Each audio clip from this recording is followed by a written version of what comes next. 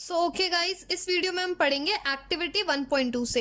Activity 1.2 से जितने भी मटेरियल है वो हमने लास्ट वीडियो में देख लिया है। इस वीडियो में स्टार्ट करते हैं एक्टिविटी 1.2 से। ओके, इसमें है बच्चों, कह रहा है आपको take a piece of bread and moisten it with a water. आपको बोल रहा है कि एक ब्रेड का एक पीस ले लो और उसे आप गीला कर दो। Live it in a moist warm place for 2 to 3 days और until a fluffy patches appear on them. बोल रहा है कि आपने उसको गीला करने के बाद आपने मॉइस्ट वार्म प्लेस में रख दिया 2 से 3 दिन के लिए, या फिर आपको तब तक रखना है जब तक उसमें फ्लफी पैचेस ना आ जाए। जैसे आपको फिगर बोल रहा है 1.8 में, यहाँ पे ये देखिए ब्रेड के ऊपर आपको जब भी आपको दिखेगा ना फ्लफी पैचेस वगैरह, तब तक आपको उसको रखना है। 2 से 3 दिन में आपको इजीली नोटिस हो जाता है। What is the colour of this patches? ये जो आपको पैचेस के कलर है वो आपको कैसा दिखेगा? बोल रहा है आपको ऑब्जर्व करने के लिए माइक्रोस्कोप के अंदर, अदरवाइज मैग्नीफाइंग ग्लासेस के अंदर में, और जो भी आपको ऑब्जर्वेशन होगी आपको नोटबुक में लिखना है। तो कह रहे हैं जब भी आप माइक्रोस्कोप या आप मैग्नीफाइंग ग्लासेस के अंदर में देखोगे तो you will see a cotton like thread spread on the piece of bread. एक कॉटन जैसा आपको पतली पतली थ्रेड की तरह आपको दिखेगा ब्रेड के ऊपर। ओके, यहाँ पे आपको दिखा रहा है फिगर 1.8 में, fungi growing on bread. These organism are called fungi. तो ये जो आपको फ्लफी पैचेस जो आपको दिख रहा है या फिर थ्रेड लाइक आपको स्ट्रक्चर दिख रहा है, सो क्या है ये फंजाई है। They have a different mode of nutrition. इनके जो फंजाई के जो मोड ऑफ न्यूट्रिशन है बच्चों वो डिफरेंट होते हैं। तो आइए देखते हैं क्या बोल रहा है।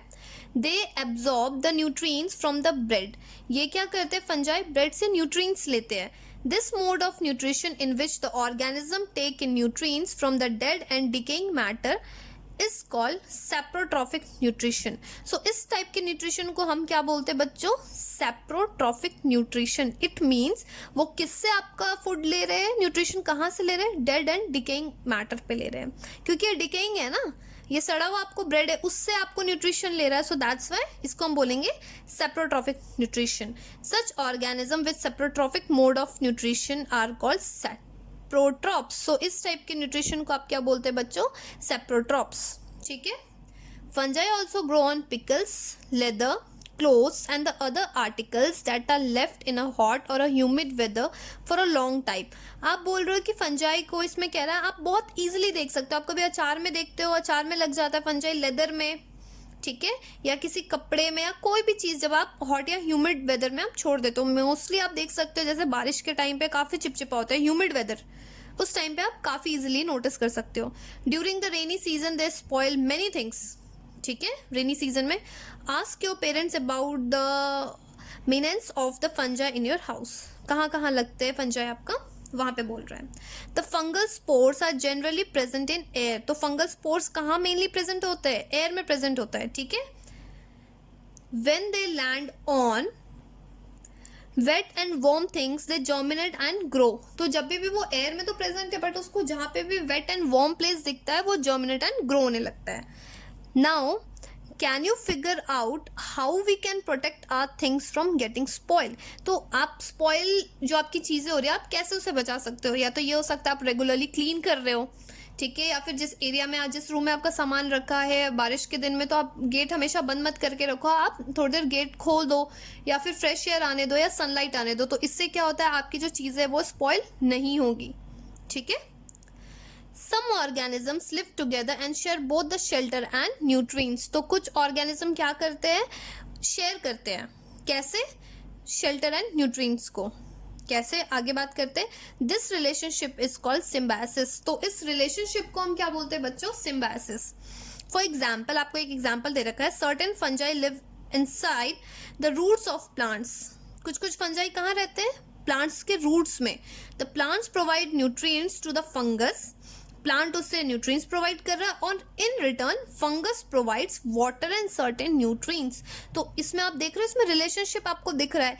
प्लांट्स आपको न्यूट्रिएंट्स प्रोवाइड करता है फंगस को, और फंगस प्रोवाइड कर रहा है वाटर एंड सर्टेन न्यूट्रिएंट्स। तो दैट्स वाई इसको हम कह रहे हैं सिम्बायोसिस। इन अदर ऑर्गेनिज्म, जैसे आपको लाइकेन का बोल रहा है, लाइकेन में क्या होता है बच्चों? क्लोरोफिल होती है। ठीक है।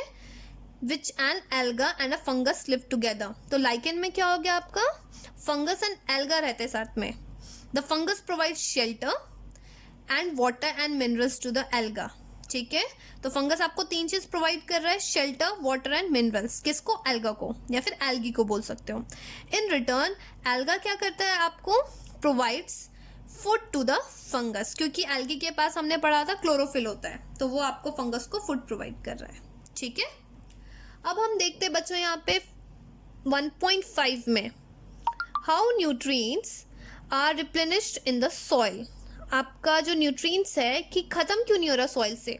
ऐसा होता है ना कि आपको सॉइल्स में जो न्यूट्रिएंट्स है, आप इतने सारे प्लांट ग्रो कर रहे हो तो धीरे धीरे वो खत्म हो जाना चाहिए, बट वो खत्म नहीं हो रहा, क्यों? आइए बढ़ते हैं। Have you seen farmers spreading manures और फर्टिलाइजर इन द फील्ड्स? क्या आपने देखा है कि किसी फार्मर्स को आपको मैन्योर या फर्टिलाइजर डालते रहते हैं ना टाइम टू टाइम, या गार्डनर आपको डालते हैं लॉन्स में या फिर पॉट्स में भी आप डलवाते हो, आप उसमें फर्टिलाइजर या फिर खाद आप डलवाते हो उसमें। Do you know why this is done? तो ये क्यों करते हैं बच्चों? बोल रहे हैं यहाँ पे you learn that the plants absorb the minerals and the nutrients from the soil. अभी मैंने वही चीज बोला था कि प्लांट आपको क्या करता है, मिनरल्स एंड न्यूट्रिएंट्स को एब्जॉर्ब कर रहा है सॉइल से। So the amount in the soil keep on declining. So इसलिए क्या होगा, सॉइल में जो भी न्यूट्रिएंट्स है वो धीरे धीरे खत्म हो जाएगी।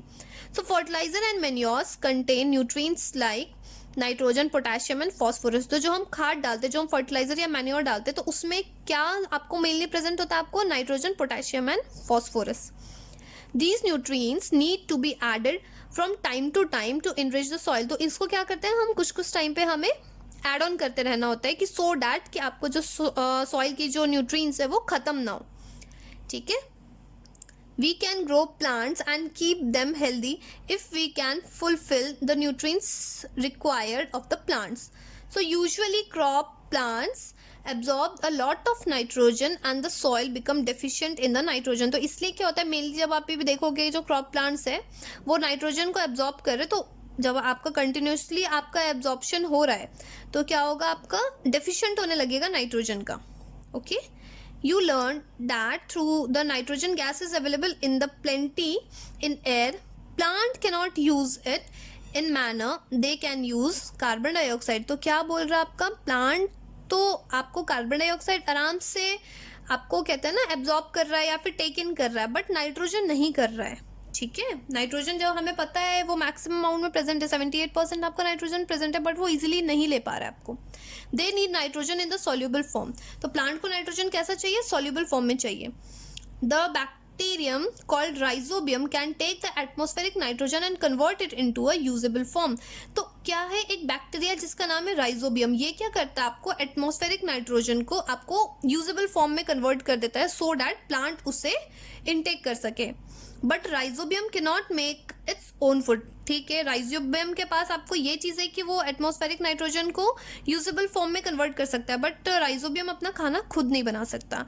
इसलिए वो क्या करता है, so it often lives in the roots of gram, peas, moong, beans and the other legumes and provide them with nitrogen. So इसलिए राइजोबियम कहाँ प्रेजेंट होता है, आपको ग्राम, पीज, मूंग, बीन्स या फिर लेग्यूम्स प्लांट में प्रेजेंट होता है, और वो उनको नाइट्रोजन प्रोवाइड करता है। इन रिटर्न प्लांट क्या प्रोवाइड करता है, उनको फूड प्रोवाइड करता है एंड शेल्टर प्रोवाइड करता है बैक्टीरिया में। तो यहाँ पे भी देख रहे हो आप, सिम्बायोसिस दिख रहा है आपको, तो इसलिए क्या शो कर रही है, सिम्बायोटिक रिलेशनशिप शो कर रहा है यहाँ पे। Okay guys, this association is of great significance for the farmer. तो ये फार्मर के लिए बहुत ईजी हो गया कि उनको अलग से इतना नाइट्रोजन देने की जरूरत नहीं है, बिकॉज आपको नाइट्रोजन आपको प्रोवाइड कौन करा रहा है यहाँ पे, जो यूजेबल फॉर्म में आपको राइजोबियम प्रोवाइड करा रहा है। Okay, they can reduce the use of nitrogenous fertilizer where leguminous plants are grown.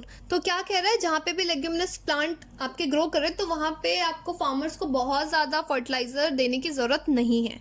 Most of the pulses और dal are obtain from leguminous plant. तो पल्सेस एंड दाल हम कहाँ से ले रहे हैं, लेग्यूमिनस प्लांट में ले रहे हैं, तो वहाँ पे डेफिनेटली लेग्यूमिनस प्लांट में आपका राइजोबियम बैक्टीरिया है।